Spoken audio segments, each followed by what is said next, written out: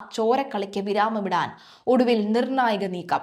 ഗാസയിൽ ഹമാസും മറ്റ് സായുധ സംഘങ്ങളും പൂർണ്ണമായും ആയുധം വെച്ച് കീഴടങ്ങാനുള്ള കരാറിലെത്തിയതായി അമേരിക്കൻ പ്രസിഡന്റ് ട്രംപ് ഔദ്യോഗികമായി പ്രഖ്യാപിച്ചു കഴിഞ്ഞു.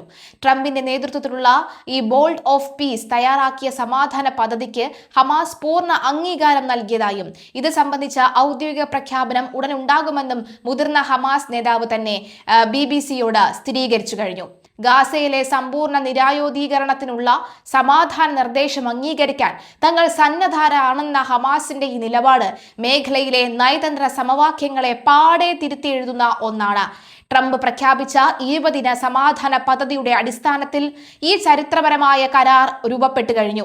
മധ്യസ്ഥ ചർച്ചകൾക്ക് ചുക്കാൻ പിടിച്ച ഈജിപ്ത്, ഖത്തർ, തുർക്കി എന്നീ രാജ്യങ്ങളുടെ പരിശ്രമങ്ങളെ വാനോളം പ്രശംസിച്ച ട്രംപ് ഈ നീക്കം പശ്ചിമേഷ്യയിൽ ശാശ്വത സമാധാനത്തിനും സുരക്ഷയ്ക്കും വഴിയൊരുക്കുമെന്നും തന്റെ ട്രൂത്ത് സോഷ്യലിലൂടെ അവകാശപ്പെട്ടു.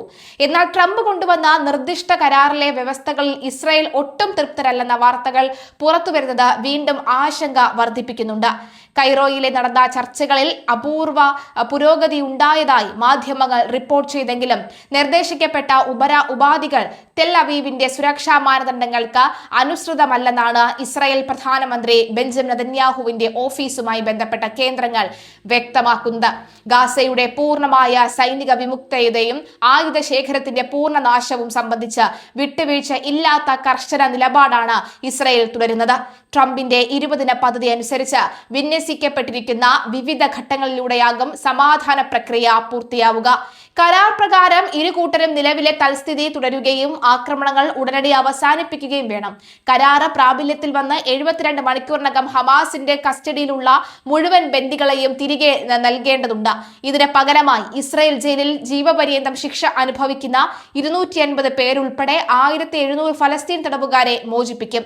ആയുധങ്ങൾ വെച്ച് കീഴടങ്ങാൻ തയ്യാറാകുന്ന ഹമാസ് പോരാളികൾക്ക് പൊതുമാപ്പ് നൽകാൻ പദ്ധതിയിൽ വ്യവസ്ഥയുണ്ടെന്നാണ് മറ്റൊരു പ്രധാന കാര്യം. സമാധാനപരമായ സഹവർത്തിത്വത്തിൽ സന്നദ്ധരാകുന്നവർക്ക് ഗാസയിൽ തുടരാൻ അനുവാദം നൽകുമെങ്കിലും അത് നിരസിക്കുന്നവർക്ക് സുരക്ഷിതമായി മറ്റ് രാജ്യങ്ങളിലേക്ക് പോകാൻ സൗകര്യമൊരുക്കും.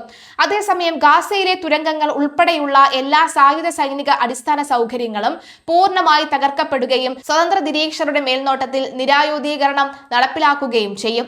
നിരായുധീകരണം പ്രക്രിയ പൂർണ്ണമാകുന്ന മുറയ്ക്ക് ഗാസയിൽ നിന്ന് ഇസ്രായേൽ പ്രതിരോധ സേന ഘട്ടം ഘട്ടമായി പിന്മാറും. ഇതിനുശേഷമുള്ള ഇടക്കാല കാലയളവിൽ സുരക്ഷ പരിപാലിക്കാൻ അന്താരാഷ്ട്ര സ്റ്റെബിലൈസേഷൻ ഫോഴ്സും പുനഃസംഘടിപ്പിക്കപ്പെടുന്നുണ്ട്. പുതിയ ഫലസ്തീൻ പോലീസും സംയുക്തമായി ചുമതലയേൽക്കും. അയൽ രാജ്യങ്ങൾക്ക് യാതൊരുവിധ ഭീഷണിയും ഉയർത്താത്ത ഭീകരമുക്ത മേഖലയായി ഗാസയെ മാറ്റുകയാണ് അന്താരാഷ്ട്ര സേനയുടെ പ്രധാന ലക്ഷ്യം. ഗാസയുടെ ഭരണ സംവിധാനത്തിൽ നിന്ന് ഹമാസിനെയും മറ്റ് തീവ്രവാദ ഗ്രൂപ്പുകളെയും പൂർണ്ണമായും ഒഴിവാക്കിക്കൊണ്ടുള്ള പുതിയ ഭരണക്രമമാണ് അമേരിക്ക ലക്ഷ്യമിടുന്നത്. ഫലസ്തീൻ പ്രാദേശിക വിദഗ്ധരും അന്താരാഷ്ട്ര പ്രൊഫഷണലുകളും അടങ്ങുന്ന ഒരു സാങ്കേതിക സമിതിക്കായിരിക്കും ഗാസയുടെ ദൈനംദിന ഭരണ ചുമതല. ട്രംപ് അധ്യക്ഷനായ ബോൾഡ് ഓഫ് പീസ് ആയിരിക്കും ഇതിന്റെ പൂർണ്ണ മേൽനോട്ടം. ഇതിനു പുറമെ മുൻ ബ്രിട്ടീഷ് പ്രധാനമന്ത്രി ഡോളി ബ്ലെയർ ഉൾപ്പെടെയുള്ള പ്രമുഖരും ഇതിന്റെ മേൽനോട്ടത്തിൽ പങ്കാളികൾ ആയേക്കും. വർഷങ്ങളായി യുദ്ധത്തിൽ തകർന്നടിഞ്ഞ ഗാസയുടെ സാമ്പത്തിക വീണ്ടെടുപ്പിനും ദുരിതാശ്വാസ പ്രവർത്തനങ്ങൾക്കും കരാറിൽ വലിയ മുൻഗണന തന്നെ നൽകുന്നുണ്ട്. കരാറ് യാഥാർത്ഥ്യമാകുന്നതോടെ റഫ അതിർത്തി തുറക്കുകയും ഐക്യരാഷ്ട്രസഭ, റെഡ് ക്രസന്റ് എന്നിവ വഴി വൻതോതിലുള്ള മാനുഷിക സഹായങ്ങൾ തടസ്സമില്ലാതെ ഒഴുകിയെത്തുകയും ചെയ്യും. ഫലസ്തീനികളെ ഗാസയിൽ നിന്ന് നിർബന്ധിതമായി കുടിയൊഴിപ്പിക്കപ്പെടുകയും ചെയ്യും. അവിടെ തന്നെ താമസിച്ച് പുതിയ ഗാസ കെട്ടിപ്പടുക്കാൻ പ്രോത്സാഹിപ്പിക്കുമെന്നും വ്യവസ്ഥയുണ്ട്. 2023 ഒക്ടോബർ 7 ഹമാസ് നടത്തിയ അപ്രതീക്ഷിത ആക്രമണത്തോടെയാണ് നിലവിലെ യുദ്ധത്തിന് തുടക്കമായത്. ആക്രമണത്തിൽ 1200ഓളം ഇസ്രായേലികൾ കൊല്ലപ്പെടുകയും 100 കണക്കിന് പേർ ബന്ദികളാക്കപ്പെടുകയും ചെയ്തിരുന്നു. തുടർന്ന് ഇസ്രായേൽ നടത്തിയ അതിരൂക്ഷമായ തിരിച്ചടിയിൽ 73,000-ലധികം ഫലസ്തീനികൾ കൊല്ലപ്പെടുകയും ഗാസ പൂർണ്ണമായി തകരുകയും ചെയ്തു. ഈ വമ്പൻ മാനുഷിക ദുരിതത്തിലാണ് ട്രംപിന്റെ പുതിയ പദ്ധതിയിലൂടെ നയതന്ത്ര പരിഹാരം കാണാൻ ശ്രമിക്കുന്നത്. എങ്കിലും കരാറിന്റെ യാഥാർത്ഥ്യവൽക്കരണം ഭൂമിയിലെ യാഥാർത്ഥ്യങ്ങളുമായി എത്രത്തോളം പൊരുത്തപ്പെടുമെന്ന് കണ്ടുതന്നെ അറിയണം. ആയുധങ്ങൾ പൂർണ്ണമായി ഉപേക്ഷിക്കാൻ ഹമാസിനുള്ള തീവ്ര വിഭാഗങ്ങൾ തയ്യാറാകുമോ എന്നതും ഇസ്രായേൽ സർക്കാരിലെ വലതുപക്ഷ പാർട്ടികളുടെ കടുത്ത എതിർപ്പുകളെ അതിജീവിച്ച് നെതന്യാഹുവും ഇതിന് പച്ചക്കൊടി കാട്ടുമോ എന്നുമാണ് ഉയർന്നുവരുന്ന പ്രധാന ചോദ്യങ്ങൾ. പദ്ധതി വിജയകരമായാൽ ഫലസ്തീൻ സ്വയംഭരണത്തിലേക്കും സ്വതന്ത്ര രാഷ്ട്ര പദവിയിലേക്കുമുള്ള വഴി തുറക്കപ്പെടുമെങ്കിലും സങ്കീർണമായ പശ്ചിമേഷ്യൻ രാഷ്ട്രീയത്തിൽ ഈ പദ്ധതി എത്രത്തോളം മുന്നോട്ടു പോകുമെന്ന് വരും ദിവസങ്ങളിൽ വ്യക്തമാകും. ജോർദാനിലെ US സൈനിക താവളത്തിന് നേരെ ഇറാൻ നടത്തിയ അപ്രതീക്ഷിത മിസൈൽ ആക്രമണം ആഗോള രാഷ്ട്രീയ നിരീക്ഷകരെ പോലും ആദ്യഘട്ടത്തിൽ അമ്പരപ്പിച്ചു. മാസങ്ങളായി തുടർന്ന് നേരിയ വെടിനിർത്തൽ അന്തരീക്ഷം തകർക്കുകയും ഇറാനിൽ വീണ്ടും തിരിച്ചടിക്കാൻ വാഷിംഗ്ടണിന് വഴി തുറന്നു കൊടുക്കുകയും ചെയ്ത ഈ നീക്കം പ്രഥമദൃഷ്ട്യാ അവശേഷിക്കണമെന്ന് തോന്നാം. എന്നാൽ വെടിനിർത്തലിലൂടെ ലഭിക്കുന്ന സമാധാനത്തെക്കാൾ നയതന്ത്ര രീതിയിലുള്ള ഒരു സംഘർഷം നീട്ടിക്കൊണ്ടുപോകുന്നതാണ് തങ്ങൾക്ക് തന്ത്രപരമായ മേൽക്കൈ നൽകുക എന്ന് ഇറാനിയൻ നേതൃത്വം കണക്ക് കൂട്ടുന്നുവെന്നാണ് പുതിയ നീക്കങ്ങൾ വ്യക്തമാക്കുന്നത്. നിലവിൽ പൂർണ്ണതോതിലുള്ള ഒരു യുദ്ധത്തിലേക്ക് കടക്കാൻ ഇരുപക്ഷത്തിനും താല്പര്യമില്ല.